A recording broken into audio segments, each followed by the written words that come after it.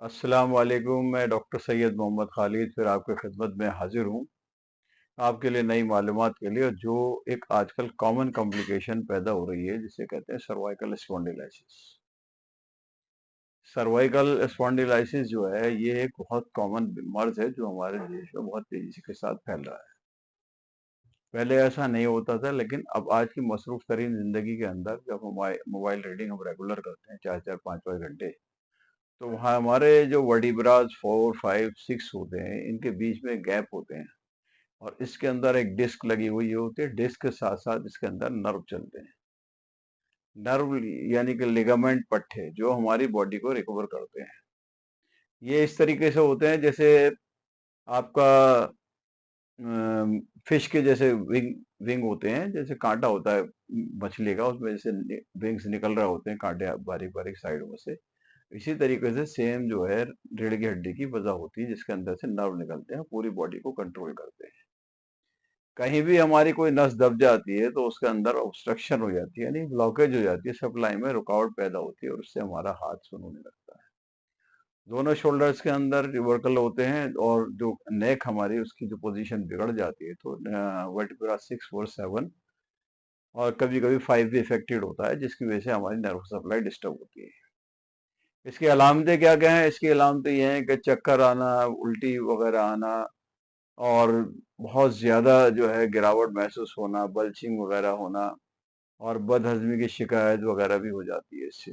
और कभी-कभी आँखों के सामने अंधेरा आ जाना, और अंधेरे के साथ-साथ ये कि अंधेरे के साथ-साथ चक्कर भी आके गिर भी सकता है आदमी।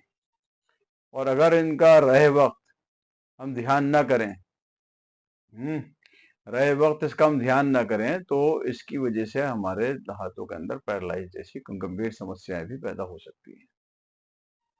और इसके लिए जो है हमें बहुत ज़्यादा कुछ मेहनत नहीं करनी है। अगर सिंपली 2-4 टिप्स हम एक्सरसाइज कर लें हल्की-फुल्की और थोड़ी बहुत दवाएँ मेडिसिन लें तो हम इसको ठीक कर सकते हैं।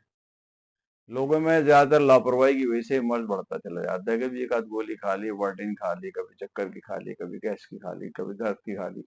तो उससे वक़्ती फॉर द टाइम बिंग थोड़ा-सा आराम हो जाता है। और वो वक़्त उसके बाद जो है फिर वो आहिस्ता-आहिस्ता जो है एक जगह बन जाती है और नसें जो उन्हीं जगह फँसने लगती हैं। तो इसके लिए एक तो छोटी-छोटी जो फिजियोथेरेपी है, जैसे कि आपका फ्रंट जो है फॉरहेड जिसे मैं माथा कहते हैं, उसके ऊपर दोनों हाथ रख के थोड़ा पीछे की तरफ पुश करें, और गर्दन को, फेस को आगे की तरफ पीछे से अपने फोर्स लगाएं। हाथों से जो पीछे पुश करेंगे और अपनी बॉडी को, यानी अपने नेक को, गर्दन को आगे की तरफ पुश करेंगे। इसी तरह लेफ्ट साइड में रिफ्लेक्ट फोर्स लगाएंगे, यानी कि आप एक तरफ जैसे ऐसे कर रहे हैं इस तरीके से, और गर्दन की जो फोर्स है वो इधर रखनी चाहिए। इसी तरीके से लेफ्ट साइड, राइट साइड में इसी तरह करनी है। दबाव हम इधर डालेंगे और हमारी जो हाथ जो है सो परे धकेलेगा, और ये जो है गर्दन हमारी नेक इधर की तरफ होगा। इसी तरीके से फॉरहेड है, हम ये दबाएंगे पीछे की तरफ, लेकिन हम हमारी जो फोर्स होगी वो उसे आगे की तरफ पुश करेगी माथे को। एक तो ये बहुत सिंपल एक्सरसाइज है, ये कर सकते हैं। दूसरी क्लॉकवाइज एंटी क्लॉकवाइज कर सकते हैं। गर्दन को घुमाए एक साइड, उल्टी साइड की तरफ 3 बार, और 3 बार जो है पूरी आराम आराम से उल्टी तरफ से फिर सीधी तरफ। तो इस तरह करने से जो नर्व जो उसकी सप्लाई है वो प्रॉपर हो जाती है, और हमारा ब्लड का सर्कुलेशन, नर्वस सर्कुलेशन ठीक हो जाता है, हमारे पोस्चर ठीक हो जाता है।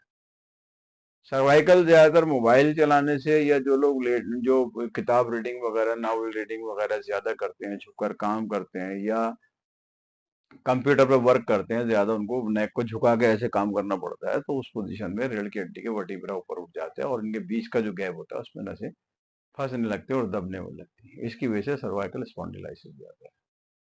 अगर हम इसका ध्यान नहीं करें तो हाथों में हमारे सुनपन, झंझनाहट वगैरह होने लगती है। हाथों के अंदर 2 उंगलियां सुन हो गई, 3 उंगलियां सुन हो गई, और हमारे नर्व जो है वीक पड़ते चले जाते हैं, और इससे हमें हाथों की मूवमेंट जानने का खतरा बढ़ जाता है।